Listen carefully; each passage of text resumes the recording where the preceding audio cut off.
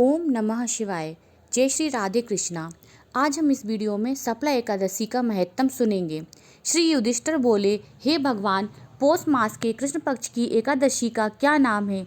इस दिन कौन से भगवान की पूजा की जाती है एवं उसकी विधि क्या है? वह सब मुझे आप समझाइए। श्री कृष्ण भगवान बोले, हे राजन, मैं आपके प्रश्नों का उत्तर देता हूँ। दान देने वाले की अपेक्षा मैं व्रत करने वाले से अधिक प्रसन्न हूँ। अब आप इस एकादशी का महत्तम सुनिए। पौष मास के कृष्ण पक्ष की एकादशी का नाम सफला है। इस एकादशी के देवता नारायण हैं।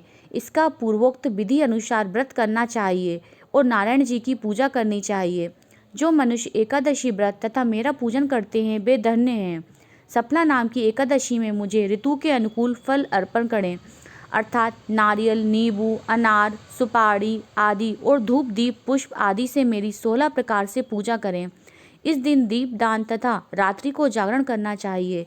इस एकादशी व्रत के समान यज्ञ, तीर्थ तथा दूसरा कोई भी व्रत नहीं है। मनुष्य को 5 सहस्त्र तपस्या करने से जो पुण्य मिलता है वह पुण्य भक्ति पूर्वक रात्रि जागरण सहित सफला एकादशी के व्रत करने से मिलता है। हे राजन, अब आप सफल एकादशी की कथा ध्यान पूर्वक सुनिए।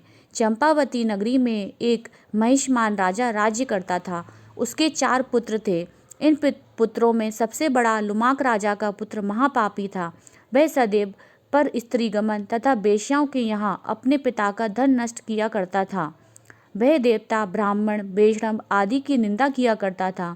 जब पिता को अपने बड़े पुत्र के बारे में समाचार ज्ञात हुए तब उसको अपने राज्य से निकाल दिया। जब लुम्पक सबके द्वारा त्याग दिया गया तब वह विचारने लगा कि अब मैं क्या करूं, कहाँ जाऊं। अंत में वह दिन में वन में रहने लगा और रात को अपने पिता की नगरी में चोरी तथा अन्य कुकर्म करने लगा। जिस वन में वह रहता था वह भगवान को अत्यंत प्रिय था। उस वन में एक बहुत पुराना पीपल का वृक्ष सब देवताओं का क्रीड़ा स्थल था। इसी वृक्ष के नीचे लुम्पक रहता था। कुछ दिनों के पश्चात पौष माह के कृष्ण पक्ष की दशमी के दिन वह वस्त्रहीन होने के कारण शीत से मूर्छित हो गया। रात्रि को ना सो सका और उसके हाथ पैर जकड़ गए। उसी दिन वह रात्रि बड़ी कठिनता से बीती, परंतु सूर्यनारायण के उदय होने पर भी उसकी मूर्छा नहीं गई। सफला एकादशी के मध्याह्न तक वह दुराचारी मूर्छित ही पड़ा रहा। जब सूर्य की गर्मी से उसे होश आया तब वह अपने स्थान से उठकर वन से भोजन की खोज में चल पड़ा। उस दिन वह जीवों को मारने में असमर्थ था, इसलिए जमीन पर गिरे हुए फलों को लेकर पीपल के वृक्ष के नीचे आया।